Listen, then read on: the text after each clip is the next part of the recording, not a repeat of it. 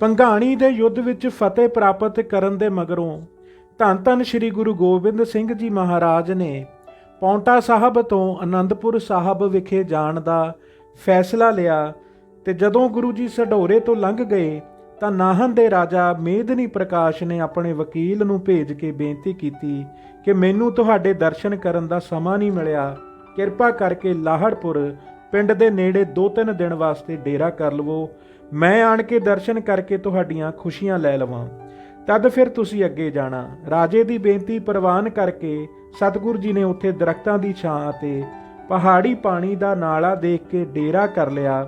ਦੂਸਰੇ ਦਿਨ ਸਤਿਗੁਰੂ ਜੀ ਨੇ ਨੰਦ ਚੰਦ ਦੀ ਅਗਵਾਈ ਹੇਠ ਥੋੜੇ ਜਿਹੇ ਯੋਧੇ ਪਾਸ ਰੱਖ ਕੇ ਬਾਕੀ ਦਾ ਸਾਰਾ ਡੇਰਾ ਫੱਟੜਾਂ ਦੇ ਸਹਿਤ ਮਾਮਾ ਕਿਰਪਾਲ ਜੀ ਦੀ ਅਗਵਾਈ ਵਿੱਚ ਅਨੰਦਪੁਰ ਭੇਜ ਦਿੱਤਾ। ਸਤਿਗੁਰੂ ਜੀ ਨਾਹਨ ਪਤੀ ਨੂੰ ਲਗਾਤਾਰ 12 ਦਿਨ ਉਡੀਕਦੇ ਰਹੇ, ਪਰ ਉਹ ਦੂਜੇ ਪਹਾੜੀ ਰਾਜਿਆਂ ਤੋਂ ਡਰਦਾ ਗੁਰੂ ਜੀ ਨੂੰ ਆਪ ਤਾਂ ਮਿਲਣ ਨਾ ਆਇਆ, ਪਰ ਆਪਣੇ ਵਕੀਲ ਨੂੰ ਰੋਜ਼ ਹੀ ਗੁਰੂ ਜੀ ਪਾਸ ਅੱਜ ਕੱਲ੍ਹ ਆਉਣ ਦਾ ਇਕਰਾਰ ਕਰਕੇ ਭੇਜਦਾ ਰਿਹਾ। ਅੰਤ ਨੂੰ ਰਾਜੇ ਨੇ ਆਪਣੇ ਵਕੀਲ ਨੂੰ ਸਤਿਗੁਰੂ ਜੀ ਪਾਸ ਬਹੁਤ ਪ੍ਰਕਾਰ ਦੀ ਭੇਟਾ ਦੇ ਕੇ ਭੇਜ ਦਿੱਤਾ ਅਤੇ ਆਪ ਹਾਜ਼ਰ ਨਾ ਹੋਣ ਸਕਣ ਦੀ ਮਾਫੀ ਮੰਗ ਲਈ। ਸਤਿਗੁਰੂ ਜੀ ਨੇ ਵਕੀਲ ਨੂੰ ਕਿਹਾ, ਰਾਜਾ ਦੂਜੇ ਡੇਰਿਆਂ ਤੋਂ ਡਰ ਗਿਆ ਹੈ, ਉਸ ਨੇ ਸਾਨੂੰ ਨਾ ਮਿਲ ਕੇ ਚੰਗਾ ਨਹੀਂ ਕੀਤਾ। ਰਾਜੇ ਨੂੰ 12 ਦਿਨ ਉਡੀਕ ਕੇ ਸਤਿਗੁਰੂ ਜੀ ਅਨੰਦਪੁਰ ਨੂੰ ਚੱਲ ਪਏ। ਰਾਸਤੇ ਵਿੱਚ ਇੱਕ ਪਿੰਡ ਰਾਏਪੁਰ ਸੀ, ਉੱਥੋਂ ਦੀ ਰਾਣੀ ਨੇ ਸਤਿਗੁਰੂ ਜੀ ਨੂੰ ਬੜੀ ਸ਼ਰਧਾ ਤੇ ਭਾਏ ਭਾਵਨੀ ਨਾਲ ਆਪਣੇ ਪਾਸ ਇੱਕ ਰਾਤ ਡੇਰਾ ਕਰਾ ਕੇ ਬੜੀ ਸੇਵਾ ਕੀਤੀ। ਦੂਜੇ ਦਿਨ ਰਾਣੀ ਨੇ ਆਪਣੇ ਕਿਲੇ 'ਚ ਸਤਿਗੁਰੂ ਜੀ ਨੂੰ ਪ੍ਰਸ਼ਾਦ ਛਕਾਇਆ। ਪ੍ਰਸ਼ਾਦ ਛਕ ਕੇ ਜਦ ਆਪ ਜੀ ਨੇ ਚੁੱਲ੍ਹਾ ਕਰ ਲਿਆ ਤਾਂ ਰਾਣੀ ਨੇ ਰੁਪਇਆਂ ਦੀ ਇੱਕ ਥੈਲੀ ਸਤਿਗੁਰੂ ਜੀ ਦੀ ਭੇਟਾ ਕਰਕੇ ਮੱਥਾ ਟੇਕਿਆ ਅਤੇ ਆਪਣੇ ਪੁੱਤਰ ਦਾ ਹੱਥ ਫੜ ਕੇ ਸਤਿਗੁਰੂ ਜੀ ਦੇ ਚਰਨਾਂ ਤੇ ਪਾ ਦਿੱਤਾ। ਸਤਿਗੁਰੂ ਜੀ ਨੇ ਪ੍ਰਸੰਨ ਹੋ ਕੇ ਅਸੀਸ ਦਿੱਤੀ ਅਤੇ ਰਾਣੀ ਨੂੰ ਆਖਿਆ ਕਿ ਇਸ ਦੇ ਸਿਰ ਤੇ ਕੇਸ ਰੱਖੋ ਅਤੇ ਇਸ ਨੂੰ ਸ਼ਸਤਰ ਵਿੱਦਿਆ ਵਿੱਚ ਨਿਪੁੰਨ ਕਰੋ। ਰਾਣੀ ਨੇ ਹੱਥ ਜੋੜ ਕੇ ਬੇਨਤੀ ਕੀਤੀ ਕਿ ਮਹਾਰਾਜ ਜੀ, ਤੁਰਕ ਰਾਜ ਦਾ ਬੜਾ ਜ਼ੋਰ ਹੈ, ਉਹ ਮੇਰੇ ਪੁੱਤਰ ਦੇ ਸਿਰ ਤੇ ਕੇਸ ਵੇਖ ਕੇ ਕੋਈ ਵਿਨਾਹ ਨਾ ਕਰ ਦੇਣ। ਸਤਿਗੁਰੂ ਜੀ ਨੇ ਫਰਮਾਇਆ, ਡਰੋ ਨਹੀਂ, ਇਹਨਾਂ ਤੁਰਕਾਂ ਦਾ ਥੋੜੇ ਦਿਨਾਂ ਦਾ ਹੀ ਰਾਜ ਹੈ। ਜੇ ਇਸ ਦਾ ਤੁਸੀਂ ਸਿੰਘ ਨਾਮ ਰੱਖਦੇ ਹੋ ਤਾਂ ਜਦ ਸਾਡੇ ਪੰਥ ਦਾ ਰਾਜ ਹੋਵੇਗਾ ਤਦੋਂ ਤੁਹਾਡਾ ਬੰਸ ਬੜਾ ਵਧੇਗਾ ਤੇ ਫੁੱਲੇਗਾ। ਤੁਹਾਡਾ ਰਾਜ ਜਿਉਂ ਦਾ ਤਿਉਂ ਬਣਿਆ ਰਹੇਗਾ ਅਤੇ ਖਾਲਸੇ ਨਾਲ ਮਿਲ ਕੇ ਤੁਹਾਨੂੰ ਸਾਰੇ ਸੁੱਖਾਂ ਦੀ ਪ੍ਰਾਪਤੀ ਹੋਵੇਗੀ। ਫਿਰ ਸਤਿਗੁਰੂ ਜੀ ਨੇ ਪ੍ਰਸੰਨ ਹੋ ਕੇ ਆਪਣੀ ਇੱਕ ਢਾਲ ਤੇ ਤਲਵਾਰ ਰਾਣੀ ਦੇ ਪੁੱਤਰ ਨੂੰ ਦਿੱਤੀ ਅਤੇ ਹੁਕਮ ਕੀਤਾ ਕਿ ਇਹਨਾਂ ਨੂੰ ਪਵਿੱਤਰ ਅਸਥਾਨ ਤੇ ਰੱਖ ਕੇ ਸਤਿਕਾਰ ਨਾਲ ਫੁੱਲ ਧੂਪ ਦੇ ਕੇ ਪੂਜਾ ਕਰਨੀ। ਜਦ ਕਦੇ ਕੋਈ ਭੀੜ ਪਵੇ ਤਾਂ ਕੜਾਹ ਪ੍ਰਸ਼ਾਦ ਇਹਨਾਂ ਦੇ ਅੱਗੇ ਰੱਖ ਕੇ ਅਰਦਾਸ ਕਰਨੀ। ਸਭ ਆਪਦਾ ਮਿਟ ਜਾਏਗੀ ਤੇ ਤੁਹਾਡੀ ਅਭਿਲਾਖਾ ਪੂਰੀ ਹੋ ਜਾਏਗੀ। ਗੁਰੂ ਤੁਹਾਡਾ ਰਾਖਾ ਹੋਵੇਗਾ। ਰਾਣੀ ਨੇ ਬੜੇ ਸਤਿਕਾਰ ਨਾਲ ਸਤਿਗੁਰੂ ਜੀ ਤੋਂ ਸ਼ਸਤਰ ਲੈ ਕੇ ਮੱਥਾ ਟੇਕਿਆ ਅਤੇ ਆਪਣੇ ਪੁੱਤਰ ਦੇ ਸਿਰ ਛੁਹਾ ਕੇ ਸੁੰਦਰ ਪਲੰਗ ਉੱਤੇ ਵਿਛੋਣਾ ਵਿਛਾ ਕੇ ਉੱਪਰ ਰੱਖ ਦਿੱਤੇ। ਇਸ ਤਰ੍ਹਾਂ ਰਾਣੀ ਨੂੰ ਵਰਦਾਨ ਦੇ ਕੇ ਸਤਿਗੁਰੂ ਜੀ ਕੂਚ ਕਰਕੇ ਕੀਰਤਪੁਰ ਪਹੁੰਚ ਗਏ।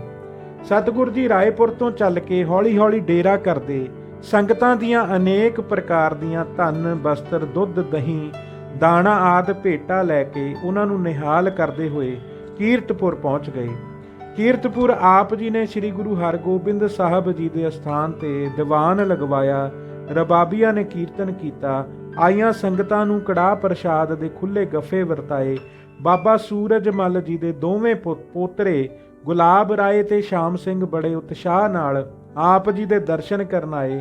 ਉਹਨਾਂ ਨੇ ਯਥਾ ਸ਼ਕਤ ਸੇਵਾ ਕਰਕੇ ਸਤਿਗੁਰੂ ਜੀ ਦੀਆਂ ਖੁਸ਼ੀਆਂ ਪ੍ਰਾਪਤ ਕੀਤੀਆਂ। ਜਦ ਉਹਨਾਂ ਦੋਹਾਂ ਭਰਾਵਾਂ ਨੇ ਬੇਨਤੀ ਕੀਤੀ ਕਿ ਤੁਹਾਡੇ ਤੋਂ ਬਿਨਾਂ ਅਸੀਂ ਇੱਥੇ ਉਦਾਸ ਹੀ ਰਹੇ ਹਾਂ, ਤਾਂ ਆਪ ਜੀ ਨੇ ਕਿਹਾ ਕਿ ਹੁਣ ਅਸੀਂ ਆਪਣੇ ਨਗਰ ਅਨੰਦਪੁਰ ਨਿਵਾਸ ਕਰ ਲਿਆ ਹੈ, ਤੁਸੀਂ ਸਾਡੇ ਪਾਸ ਹੀ ਰਹਿਣਾ। ਰਾਤ ਇੱਥੇ ਵਿਸ਼ਰਾਮ ਕਰਕੇ ਦੂਜੇ ਦਿਨ ਸਤਿਗੁਰੂ ਜੀ ਅਨੰਦਪੁਰ ਪਹੁੰਚ ਗਏ। ਆਪ ਜੀ ਦਾ ਆਉਣਾ ਸੁਣ ਕੇ ਅਨੰਦਪੁਰ ਦੇ ਲੋਕਾਂ ਨੇ ਬਹੁਤ ਖੁਸ਼ੀਆਂ ਮਨਾਈਆਂ ਅਤੇ ਦੀਪਮਾਲਾ ਕੀਤੀ। ਸਤਿਗੁਰੂ ਜੀ ਨੇ ਹਜ਼ਾਰਾਂ ਰੁਪਇਆਂ ਦਾ ਕੜਾਹ ਪ੍ਰਸ਼ਾਦ ਤਿਆਰ ਕਰਕੇ 9ਵੇਂ ਪਾਤਸ਼ਾਹ ਦੇ ਸੱਚਖੰਡ ਵਿੱਚ ਦਰਸ਼ਨ ਕਰਕੇ ਸਿੱਖ ਸੰਗਤਾਂ ਵਿੱਚ ਵਰਤਾਇਆ। ਹਜ਼ਾਰਾਂ ਨਰ ਨਾਰੀ ਖੁਸ਼ੀਆਂ ਨਾਲ ਭੇਟਾ ਲੈ ਕੇ ਆਪ ਜੀ ਦੇ ਦਰਸ਼ਨ ਕਰਨ ਵਾਸਤੇ ਆਏ ਅਤੇ ਉਹਨਾਂ ਨੇ ਭੰਗਾਣੀ ਦੇ ਯੁੱਧ ਦੀ ਜਿੱਤ ਦੇ ਹਾਲਾਤ ਸੁਣ ਕੇ ਖੁਸ਼ੀਆਂ ਮਨਾਈਆਂ। ਮੱਥਾ ਟੇਕ ਕੇ ਕੜਾਹ ਪ੍ਰਸ਼ਾਦ ਵਰਤਾ ਕੇ ਫਿਰ ਗੁਰੂ ਜੀ ਆਪਣੇ ਘਰ ਆਏ। ਅੱਗੋਂ ਦੋਹਾਂ ਮਹਿਲਾਵਾਂ ਮਾਤਾ ਜੀਤੋ ਜੀ ਅਤੇ ਸੁੰਦਰੀ ਜੀ ਨੇ ਆਪ ਜੀ ਦੇ ਚਰਨਾਂ ਤੇ ਮੱਥਾ ਟੇਕਿਆ ਤੇ ਸਰੀਰ ਦੀ ਕੁਸ਼ਲਤਾ ਪੁੱਛੀ। ਸਤਿਗੁਰੂ ਜੀ ਨੇ ਆਪਣੀ ਮਾਤਾ ਗੁਜਰੀ ਦੇ ਚਰਨਾਂ ਤੇ ਮੱਥਾ ਟੇਕਿਆ। ਮਾਤਾ ਜੀ ਨੇ ਪਿਆਰ ਦਿੱਤਾ, ਗਲ ਨਾਲ ਲਾਇਆ, ਸਿਰ ਮੂੰਹ ਚੁੰਮਿਆ ਤੇ ਅਸੀਸਾਂ ਦਿੱਤੀਆਂ। ਪਿਛਲੇ ਪਹਿਰ ਸਤਿਗੁਰੂ ਜੀ ਨੇ ਸ਼ਸਤਰ ਬਸਤਰ ਸਜਾ ਕੇ ਦੀਵਾਨ ਵਿੱਚ ਸੰਗਤਾਂ ਨੂੰ ਦਰਸ਼ਨ ਦਿੱਤੇ। ਗੁਰੂ ਜੀ ਦੇ ਯੋਧੇ ਵੀ ਸਾਰੇ ਸ਼ਸਤਰਧਾਰੀ ਹੋ ਕੇ ਦੀਵਾਨ ਵਿੱਚ ਸਜ ਗਏ।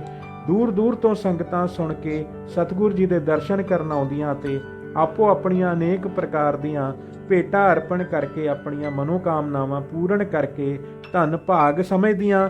ਸੰਧਿਆ ਸਮੇਂ ਰਹਿਰਾਸ ਦੇ ਉਪਰੰਤ ਕੜਾਹ ਪ੍ਰਸ਼ਾਦ ਦੀ ਦੇਗ ਵਰਤਾ ਕੇ ਸਤਿਗੁਰੂ ਜੀ ਵਿਸ਼ਰਾਮ ਕਰਨ ਵਾਸਤੇ ਆਪਣੇ ਮਹਿਲਾਂ ਵਿੱਚ ਜਾ ਬਿਰਾਜਦੇ।